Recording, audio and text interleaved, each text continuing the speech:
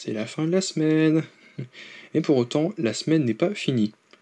Ce que je viens de dire n'est absolument pas contradictoire, mais vous avez compris le sens de cette remarque, puisqu'il est enfin temps de parler des nouvelles de la semaine concernant l'univers Marvel.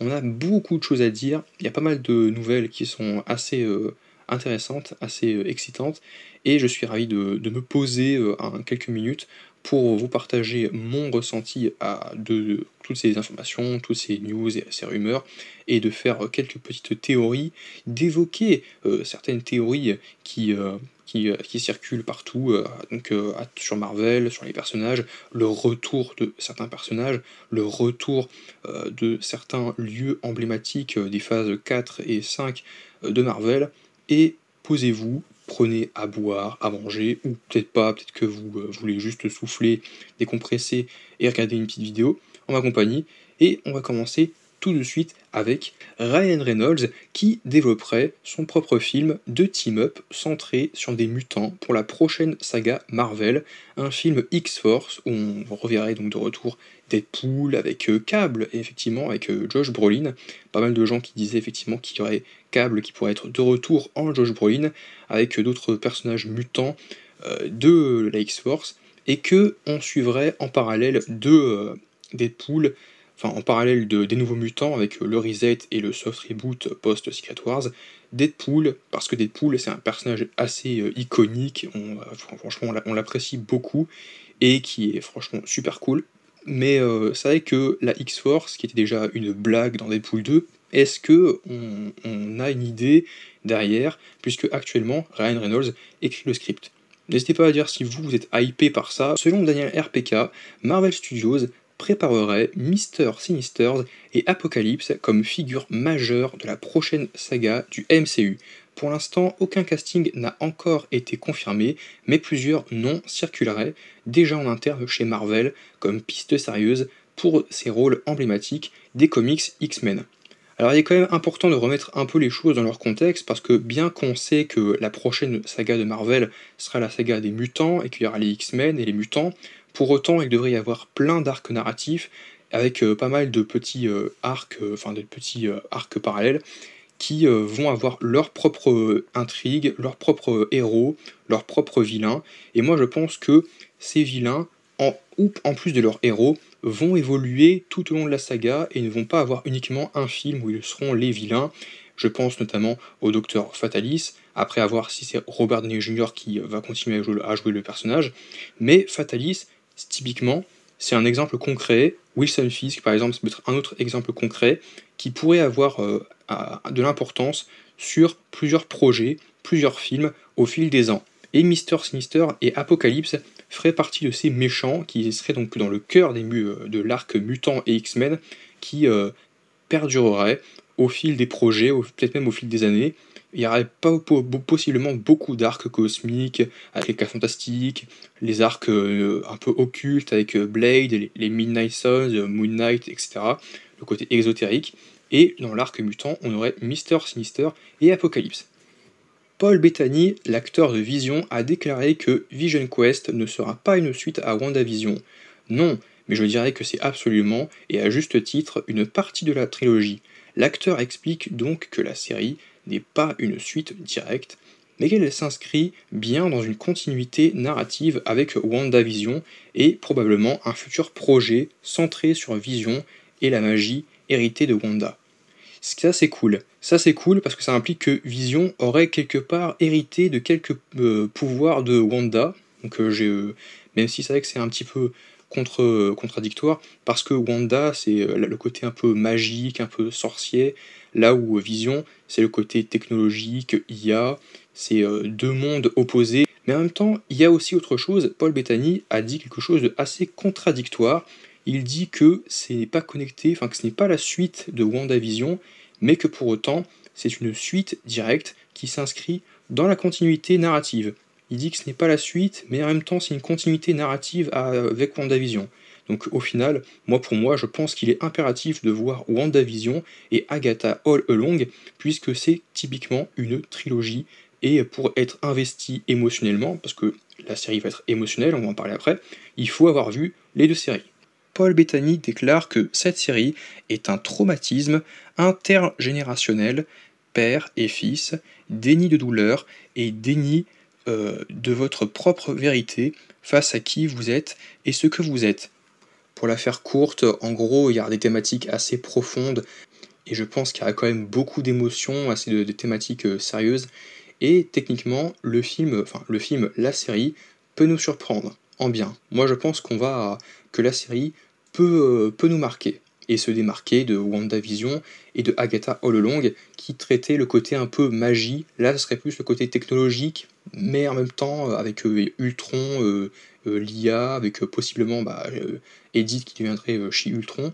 Mais au-delà de ça, il y a des thématiques qui pourraient être assez, comment dire, il a dit quand même assez traumatisantes, intergénérationnelles. Donc c'est-à-dire que ça veut dire que ça s'adresse à tout le monde, autant les enfants que les adultes, et que tout le monde, autant les enfants que les adultes, pourraient ressentir les mêmes émotions. Lors de la Comic-Con de Los Angeles, l'acteur a confirmé que la série resterait centrée sur l'amour de Wanda et Vision, avec des combats. Une déclaration qui rassure les fans sur le ton de la série, méchant et émotion, action, fidèle à ce duo emblématique du MCU. Ouais, concernant ce point, ça rend complètement caduque ce que Paul Bettany a déclaré juste avant. En gros, c'est un peu contradictoire. Et qu'en même temps, ça sera à peu près similaire, le tableau sera similaire à celui de WandaVision. Ce qui est cool, parce que j'ai quand même bien apprécié globalement. Elizabeth Olsen fait mention de l'histoire qu'elle aimerait que le MCU explore. Elle parle de l'arc House of M.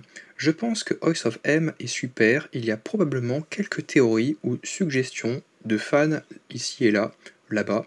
Je pense que ce serait tellement amusant de traiter avec X-Men, Avengers et Fini les Mutants, ce serait amusant.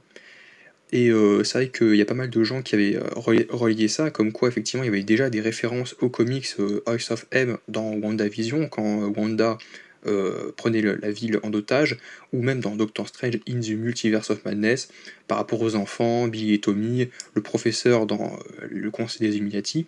Il y avait déjà pas mal de clins d'œil à House of M dans la phase 4, et dans la phase, peut-être la phase 7, la phase 8, il est possible qu'il y ait donc l'arc House of M qui concrètement peut être clairement, au-delà des références de comics, être adapté au sein du MCU, parce que maintenant, le MCU, ils ont les mutants, ils ont les X-Men, ils ont Wanda, et ils vont la garder, parce qu'en même temps, c'est vrai que même si Elizabeth Olsen avait très bien joué, c'est vrai qu'elle n'avait pas trop compris et apprécié globalement l'arc en question, mais je pense qu'en gros, il y a quand même la matière et la raison, et que ça peut être cool à voir.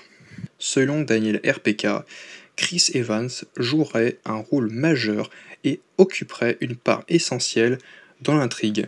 Il ajoute que le casting déjà annoncé constituera les principaux protagonistes du film, mais que l'on retrouvera également de nombreux caméos, notamment Ghost Rider. L'acteur Chris Evans aurait joué 3 personnages différents pour Avengers Doomsday, son iconique Steve Rogers du MCU, une version diabolique comme Captain Hydra, et un nouveau personnage qui serait originaire de l'univers des X-Men.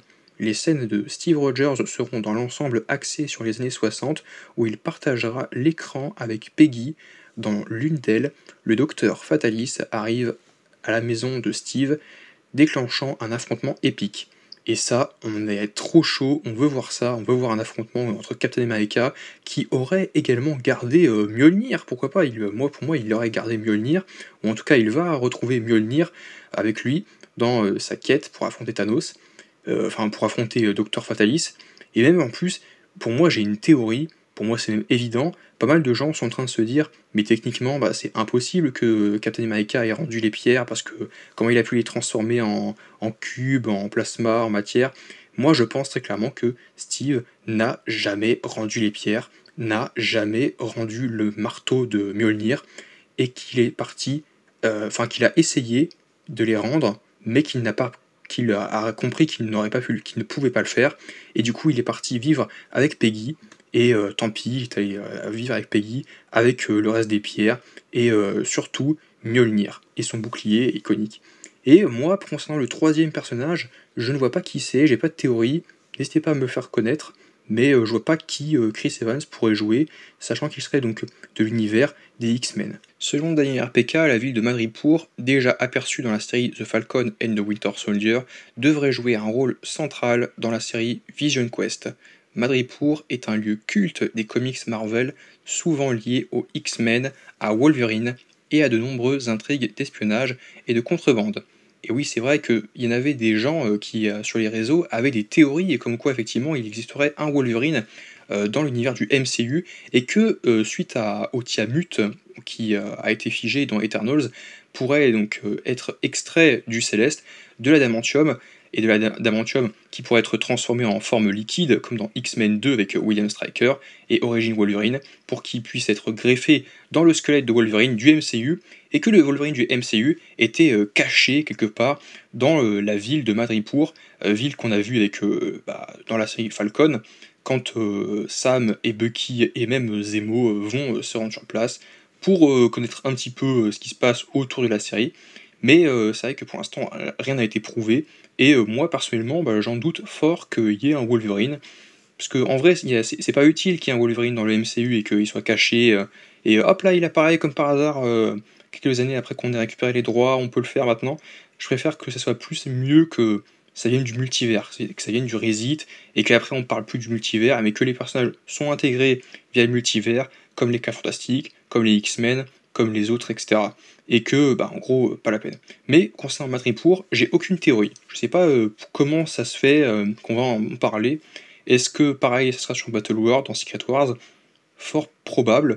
Pour moi, il y aura. En fait, pour moi, Battle World, ça va être simple. Tous les points clés qu'on a eu dans la saga du multivers, donc même Talo ou même d'autres villes assez clés, pour moi, ça sera dans Battle World. Et les personnages vont s'y retrouver à plein de moments différents pour se rassembler contre Doom. Mais Madripoor en fait partie, selon moi. Selon My Time to Shine Hello, il y aurait un Spider-Man dans Avengers Doomsday, cependant le mystère reste entier sur la version en question. Donc évidemment on sait que Tom Holland va revenir et que Tobey Maguire et Andrew Garfield vont revenir, ça c'est sûr, c'est même sûr. En revanche, moi je pense que ça implique qu'il puisse agir d'un quatrième Peter Parker, ou que le quatrième Spider-Man, j'ai beaucoup vu, ouais c'est sûrement Miles Morales, moi j'y crois pas, parce que c'est vrai qu'ils ont dit, Sony a dit que non, on veut pas que vous preniez Miles Morales, n'y touchez pas en fait. Moi j'y crois pas, moi je pense que c'est plutôt un quatrième Peter Parker. Il y en a qui vont dire, ouais mais quel intérêt de ramener un autre Peter Parker qu'on ne connaît pas, autant assumer et faire le fanservice jusqu'au bout et émettre les versions qu'on a connues étant gamin. Et je fais, ouais mais non, mais moi un quatrième, moi je suis chaud, moi, je voudrais voir un quatrième personnage, j'entends. Mais bon, en parlant de quatrième, on va parler de Spider-Man 4, hein. Mais pas de Spider-Man Brand New Day avec Tom Holland, mais le Spider-Man 4 de Sam Raimi et de Tobey Maguire, puisque le scénariste Matt Son Tomlin veut écrire un Spider-Man 4 avec Sam Raimi et Tobey Maguire. Il a partagé qu'il aimerait explorer une histoire où le Peter Parker de Tobey Maguire doit jongler entre sa vie de super-héros, son rôle d'époux et celui de père. Et là, moi j'ai envie de dire, à la fois ça peut être trop cool, en même temps je me dis, ouais, après toutes ces années, est-ce que c'est une bonne idée vraiment de faire un quatrième film avec Tobey Maguire? Déjà, c'est parce qu'en vrai, je me dis, d'autant plus après No Way Home, parce que dans No Way Home, on sait qu'il va revenir dans Avengers. Alors là, il y a une théorie, enfin là c'est une sorte de théorie, c'est même pas une rumeur, mais il y a une théorie qui dit comme quoi Doom tuerait Toby dans Doomsday. Moi personnellement, je n'y crois pas, mais c'est une théorie, c'est pas une rumeur. Mais en soi, Spider-Man 4, je peux être chaud parce que Sony pourrait faire enfin des vrais bons films Spider-Man, avec l'univers de Spider-Man, autre que Tom Holland, même si on veut que Brand New Day sera réussi, il sera réussi. Moi personnellement, je serais plutôt chaud, mais après tout ce temps, je m'étais dit que ouais. Après, cela dit, la conclusion de Spider-Man 3 elle était un peu beauf, donc on veut une vraie conclusion, mais ça risque de faire un peu étrange. Est-ce qu'ils vont inclure les éléments de No Way Home, ou est-ce qu'ils vont même carrément inclure les événements de Avengers qu'on n'a pas vu, et que ça fera partie d'un nouvel univers, du nouveau multivers après Secret Wars? Beaucoup de questions et très peu de réponses, enfin en même temps je me pose pas tellement de questions que ça, mais en vrai pourquoi pas, mais c'est vrai que ça fait bizarre de se dire qu'il devrait y avoir un nouveau Spider-Man 4. avec Sam Raimi. Selon Daniel RPK, le personnage de Elektra ferait son grand retour dans Daredevil Born Again. Elle pourrait réapparaître dans la série Disney+, mais on ne sait pas encore si ce sera dès la saison 2 ou plutôt la saison 3. Alors moi je m'en balance complètement de Elektra dans Daredevil, parce que pour moi c'est un des personnages que je déteste le plus dans l'univers Marvel, autant la version des films de la Fox que la version du MCU, alors, même si c'est Netflix mais c'est quand même le MCU, je la déteste, franchement je trouvais que ça ridicule, sa fin en plus, enfin surtout la Fox, mais la fin du personnage, l'écriture du personnage, je trouve ça nul, franchement je trouve ça débile. Enfin débile, c'est quand même violent, c'est quand même peut-être un peu exagéré, mais je trouve ça pas à mon goût, c'est pas mon style. Du coup, je n'aime pas le personnage de Elektra et je la déteste et je préférais qu'on ne la revoie pas. Selon Daniel RPK toujours, le casting des chaises correspondrait aux personnages principaux, aux héros principaux de l'intrigue, et les 4 fantastiques seraient les personnages principaux du film. Le quatuor fantastique sera une pièce maîtresse du film. Et comme le film pour moi est une réussite et que j'ai kiffé, moi je suis d'autant plus emballé par cette nouvelle. Et quand on disait que le casting des chaises, enfin que la révélation, comme quoi les personnages qui étaient présents donc, dans la révélation du casting feraient partie des personnages importants, et qu'on n'a pas Chris Evans, pour ensuite dire que Chris Evans sera un des personnages importants, je me dis comme quoi je préfère me dire que Chris Evans puisse être important, et que cette nouvelle qui dit que tous les personnages, qu'il n'y a aucun autre personnage qui puisse être un élément crucial ou important dans l'intrigue, c'est beaucoup d'éléments, qu'il ne puisse pas y avoir d'autres acteurs ou d'autres personnages autres qui ont été annoncés qui seraient importants, et que tous les personnages importants sont dedans, Tom Hiddleston, Chris Hemsworth, etc., mais que les autres ne soient pas importants, moi j'y crois moins, parce que Chris Evans, qui n'a pas été annoncé officiellement, mais on sait qu'il est dedans, et bah je pense que lui, d'ailleurs en plus le film pourrait commencer sur lui, c'est là où je rejoins pas mal de gens, moi je pense que le film pourrait commencer, non pas sur une incursion, mais sur lui, et que l'incursion démarrerait après que lui ait compris qu'est-ce que sont les incursions et qu'est-ce qui se passe. Et là après t'as le logo Marvel Studios, Avengers, et là au bout de 5-10 minutes de film, il y a l'incursion. Moi j'y crois. Mais Chris Evans, pour moi, j'ai beaucoup d'attentes. Voilà tout, n'hésitez pas à dire ce que vous pensez de toutes ces news, n'hésitez pas à me dire, grosso modo, si vous êtes toujours hypé par les projets futurs, par l'idée de Spider-Man 4, est-ce que ça vous emballe? Moi je suis chaud, mais je me dis, après tout ce temps, ouais, après, moi je doute pas qu'il puisse faire une bonne histoire, mais du coup, est-ce qu'on va greffer les éléments de No Way Home, Doomsday et Secret Wars? Bah, et puis en plus, si le film est officiel, bah, ça confirme que Toby ne meurt pas dans les films Avengers. Voilà, donc, moi je pense. De toute façon, je pense que si. Je pense que ça n'arrivera pas. N'hésitez pas à aimer, partager, commenter, vous abonner, et on se retrouve à très vite pour une nouvelle vidéo en ma compagnie. Allez, à très vite.